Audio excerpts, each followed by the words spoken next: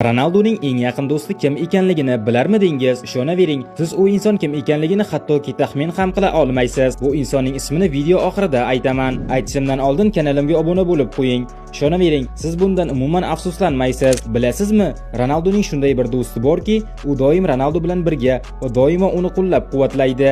Yana bir fakt shuki, Ronaldo o'yindan keyin tushkunlikka tushgan paytlarida faqatgina mana shu insongina Ronaldo uchun dalda bo'la olishi mumkin. Ronaldo bu inson bilan taxminan 30 yil oldin Sporting klubida tanishgan. Ikki do'st ko'chada arzon ovqatlarni yeb yurishar, hattoki bir karavotda uxlashardi.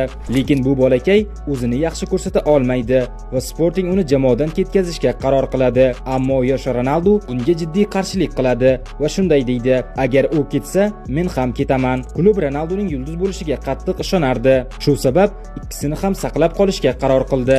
Ammo baribir do'stining karyerasi muvaffaqiyatsizlikka uchradi. Ronaldo o'sha vaqtdan beri bu inson bilan juda yaxshi munosabatda. U hozirda Ronaldoning eng sodiq va ishonchli do'stiga aylangan. Bu insonning ismi esa Jose Semedo.